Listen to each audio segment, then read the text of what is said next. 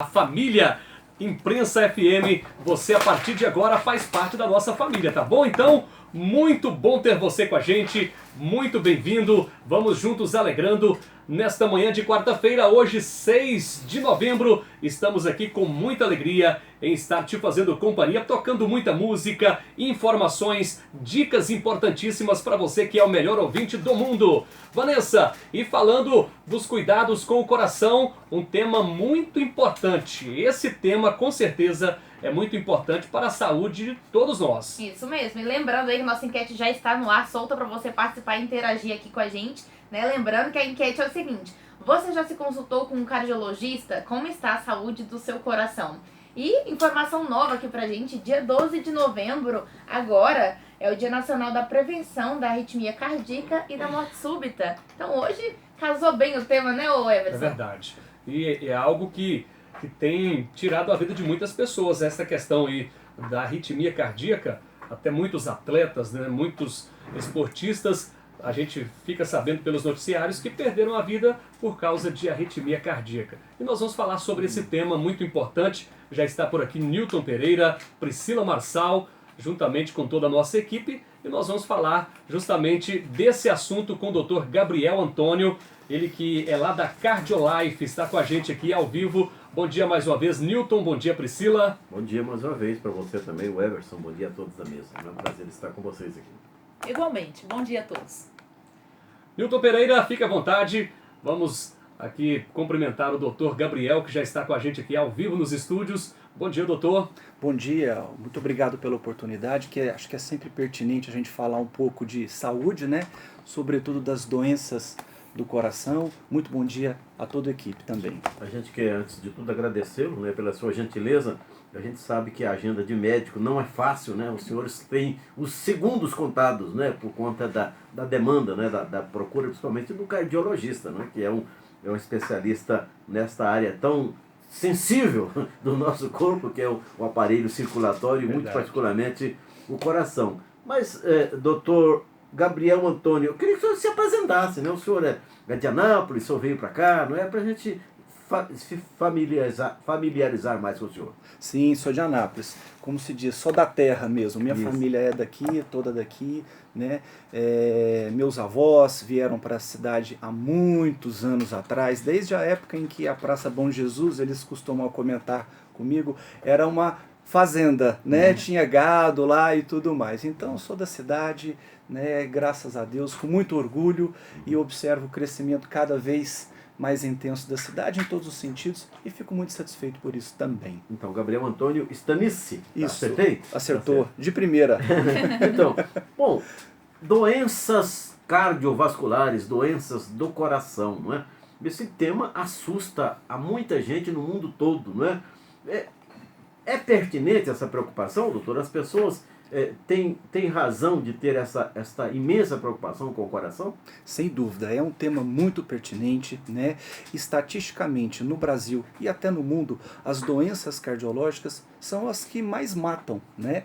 Particularizando para o Brasil, ocupa o primeiro lugar a doença cardiológica. Então, sem dúvida nenhuma, é algo que traz esse medo, né?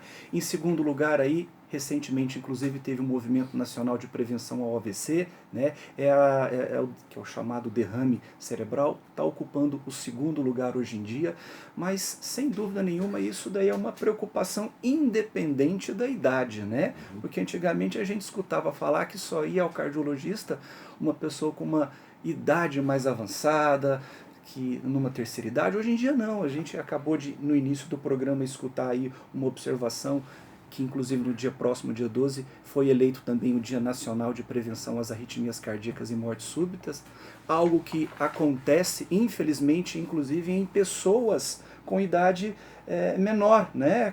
Isso é inerente a qualquer idade, né? Então, é muito importante a gente discutir esse tema, né? O espaço aqui eu acho que calhou muito bem. De quanto em quanto tempo deve ser essa consulta para olhar como vai a saúde do coração? Isso muda de acordo com a idade? Como que é isso? Olha, não existe uma idade hoje em dia específica para você definir. A partir de tal idade, tenho que fazer uma avaliação cardiológica. O que se sabe é que, obrigatoriamente, acima dos 40 anos, A pessoa que nunca fez uma avaliação, eu acho que é interessante fazer uma avaliação cardiológica, um check-up, fazer alguns exames para poder analisar essa situação da pessoa. Só que numa idade mais precoce a isso daí, isso aí vai depender dos fatores de riscos que a pessoa tem, se a pessoa tem histórico familiar, se a pessoa fuma, se a pessoa é sedentária, né? Fazer uma avaliação cardiológica mesmo que inicial. A partir de uma primeira avaliação cardiológica, é programado os próximos retornos, os próximos controles, o intervalo de tempo, né? Bom, existem mitos e verdades, né, a respeito do nosso coração, né? Eu queria aproveitar a presença do senhor aqui, que é especialista nessa área, para a gente dirimir algumas dúvidas ou desmistificar algumas coisas também. Por exemplo, muita gente fala assim, olha, o infarto ele é precedido por uma dor no braço esquerdo. Não, o infarto tem que ter uma dor no peito. Não, o infarto é a dor na nuca, né? O infarto vem com a falta de ar. Existem sinais, né, que apontam para a probabilidade de um infarto do miocárdio, doutor? Sim, sem dúvida. Classicamente, né, isso, o tradicional, o infarto ele é precedido por dor no meio do peito, uma dor do tipo em pontada, do tipo em aperto, que pode se irradiar, pode se estender aqui para a região do pescoço, para a região da nuca e para o braço esquerdo. Isso é o tradicional. Nem toda dor no peito é infarto, nem todo desconforto no braço é infarto. E às vezes, dependendo da situação, sobretudo os pacientes diabéticos, a gente tem que ter um cuidado adicional, né? E nas pessoas de terceira idade, elas podem estar evoluindo com um quadro de infarto agudo, inclusive até sem dor. Silencioso. Silencioso, exatamente. Existem também o que a gente chama dos equivalentes, né? Seriam as pessoas que naquele momento podem estar apresentando um quadro de infarto sem as características clássicas de dor no peito, dor na nuca, irradiando para o braço. Pode ser apenas uma dor que a pessoa mesmo refere como ali na boca do estômago, ou uma simples falta de ar, né? O clássico é isso daí. Uma observação que eu faço é, está sentindo, né? Vá para o pronto-socorro, né? Faça a primeira avaliação, a emergência consegue diferenciar a curto prazo, ela tenta diferenciar, existem recursos para isso, se a pessoa está tendo um quadro de infarto naquele momento ou se é alguma outra situação, né? Eu me lembro um pouco tempo atrás, de uns 3 a 5 anos atrás, não sei se o senhor acompanhou e viu, né, esse caso, tinha um jovem aqui em Anápolis, era um rapaz, se não me engano, de 21 anos, ele estava jogando futebol, teve um infarto, foi algo fulminante e pronto, ali, caiu na quadra e não teve jeito mais, faleceu ali na quadra mesmo.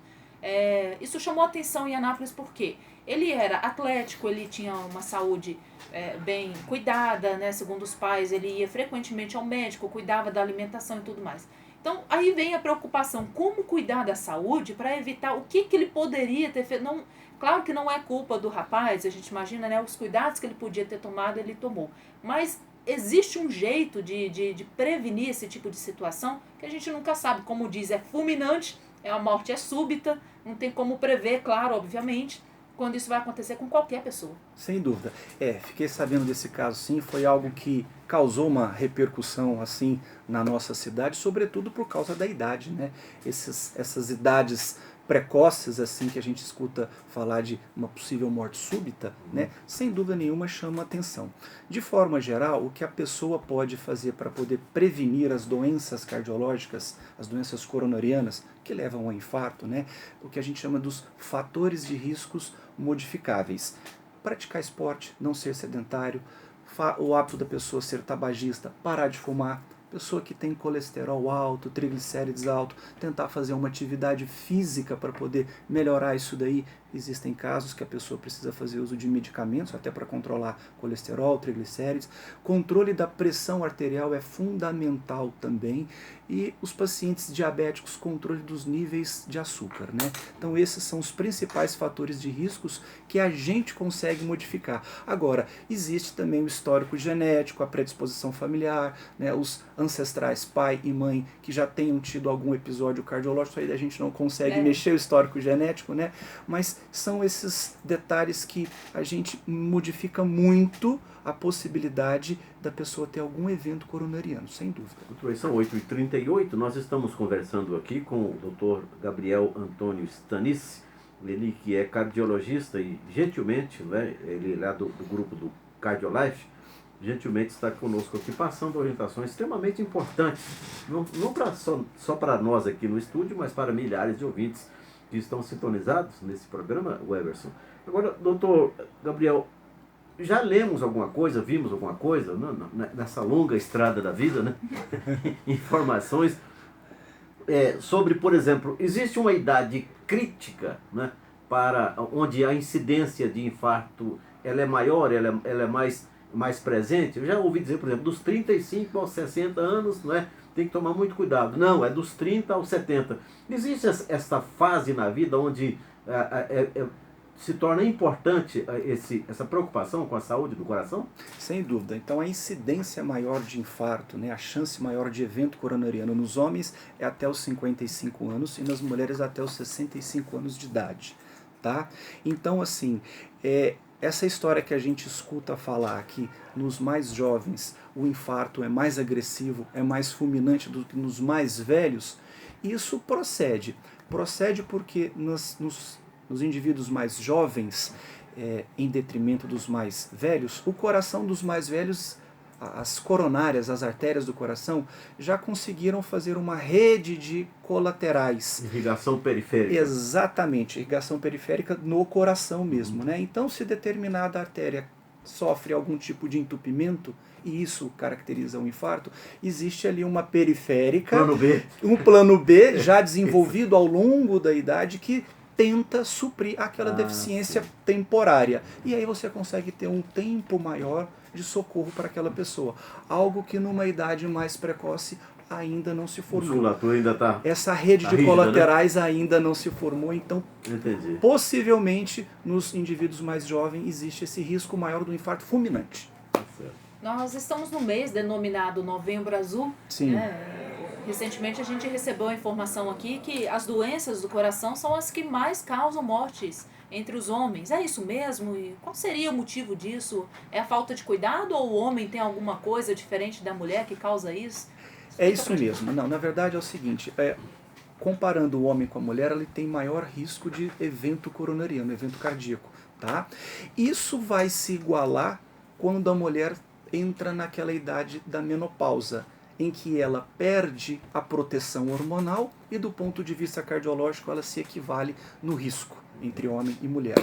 Mas isso é muito pertinente sim, a própria mudança do estilo de vida das pessoas ao longo dos anos, infelizmente, fazendo menos exercício, a gente vê aí os índices cada vez mais crescentes de obesidade, né, na população, aliado a isso a falta de atividade física. Falei aqui dos hábitos alimentares, então as pessoas estão infelizmente consumindo maior produtos industrializados, mais ricos em colesterol, os chamados fast food, né, os lanches assim que infelizmente não tem aquela qualidade alimentar adequada. Então tudo isso daí somado, infelizmente, acaba culminando por aumento dos índices de eventos cardiológicos.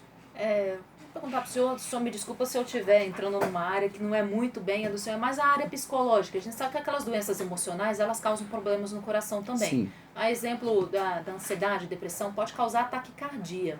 Eu gostaria que o senhor falasse o que é taquicardia, o que dá para fazer, o tratamento é lá nas emoções mesmo, ou tem um tratamento que pode ser feito? Explica pra gente o que é isso aí. A taquicardia a gente define, do ponto de vista técnico, como uma frequência cardíaca aumentada acima de 100 batimentos por minuto. Todo batimento acima de 100 é definido como taquicardia. Nem toda taquicardia é doença do... O normal antigamente era definido de 60 até 100. Hoje em dia a gente já trouxe para um valor numérico menor, de 50 até 100 batimentos. Então a gente define taquicardia acima dos 100 batimentos. Sim. E como eu estava dizendo, nem todo batimento acima de 100, nem toda taquicardia é doença do coração. Existem as taquicardias por aceleração, às vezes transitória do coração, às vezes uma tensão, um estresse, uma preocupação, uma emoção momentânea, aumenta aquela frequência cardíaca. Não é uma moléstia, né? Não é uma moléstia, por descarga de adrenalina, por estresse e tudo mais. E que aquilo naturalmente vai evoluir de forma bem benigna, não vai ter problema nenhum. Agora, as doenças psicológicas, né, as doenças psiquiátricas, O próprio estresse, que não chega a ser uma doença, né? Hoje em dia, no mundo moderno, o estresse é o mal do mundo moderno, tá né? na moda. Tá na moda, infelizmente, né? Isso colabora para aumentar os níveis de pressão, né? Tensão, estresse, ansiedade aumentam os níveis de pressão arterial, pode desenvolver hipertensão a pessoa secundária ao estresse, e a hipertensão é um fator de risco para evento cardiológico, né? Então, as situações estão, mesmo que de forma indireta, correlacionadas. O tratamento é lá na emoção, então. Nesse caso problema seria é causado isso. na raiz do problema, exatamente. Bom, nosso horário está quase que... Isso, já Mas está gente, chamando mas os esse papo comerciais. tá tão ali. bom, eu ainda queria falar queria não, vamos falar, me dá 2 minutos aí, porque ultimamente, doutor Gabriel, a mídia está se ocupando muito, né, de personalidades do mundo político, né, altas personalidades, por exemplo, o fulano de tal, o político fulano de tal colocou um stent. Sim. Né? O fulano de tal fez uma angioplastia. O fulano de tal ou a fulana de tal teve de colocar um marca-passo. Eu queria que o senhor explicasse o que é stent, que está tão na moda. Muita gente fala, mas pouca gente sabe o que vem a ser isso. Foi o que o governador colocou? Exatamente. Né? Não queria citar nomes, mas o governador... Pronto, já citei, o Ronaldo Caiado. O que é, na verdade, stent, né? Por que é que ele é colocado? Na verdade é o seguinte, o stent é um dispositivo de tratamento para algum tipo de oclusão coronariana. Claro que é feito primeiro um exame chamado cateterismo cardíaco, que nesse exame é estudada toda a anatomia das coronárias, que são as artérias do coração, é identificado qual local está tendo aquele entupimento e o percentual de entupimento que está sendo causado naquela artéria. Nem todo entupimento é para tratamento com stent. Percentuais menores de entupimento, a gente opta por tratamento medicamentoso mesmo. Possivelmente, nesses casos são em que é colocado os stents, são identificados entupimentos de significativa importância hemodinâmica, em que é colocado um stent, que a grosso modo é uma mola, literalmente, uma molazinha que é introduzida dentro do vaso do coração, ele é posicionado na altura desse entupimento, e ali dentro ele é expandido, é inflado uma certa pressão, em que essa mola se abre, tentando abrir aquela placa de gordura que estava entupida para restabelecer o fluxo de sangue. É semelhante a uma mangueira de jardim que dobra, que ela diminui a passagem da água, é mais ou menos isso. Sim, o entupimento causa exatamente essa questão hemodinâmica na mangueira de água. E aí vai uma molazinha lá dentro, que seria o stent, tira aquela dobra. Uma mola fechada, posiciona no local do entupimento com uma certa pressão, abre essa mola se arma, e aí restabelece o fluxo de sangue. E a mola fica ali para sempre? Fica ali para sempre. Não é mais possível de ser retirada. Cuidados futuros também devem ser tomados com essa mola, com esse stent, porque ele pode também sofrer um processo de novo entupimento dentro do stent já colocado. Ele pode romper o vaso sanguíneo? Ou não? Vou falar uma bobeira aqui. Pode, né? Isso no ato da colocação do stent, a gente pode dissecar a artéria coronária, sem dúvida nenhuma, e causar um dano, uma lesão maior. Isso é possível tecnicamente dentro do procedimento. Hoje em dia, com as técnicas realizadas, isso é bem minimizado, é uma complicação que existe, mas ela é bem rara de acontecer. Qual é a outra? Você perguntou, Nil? Não, sobre a marca-passo, angioplastia. Esse é o procedimento de angioplastia. Angioplastia com o implante do stent, exatamente. Certo. Pronto. Tá certo, tá respondido. Tudo bem, tá, claro que sim. Né?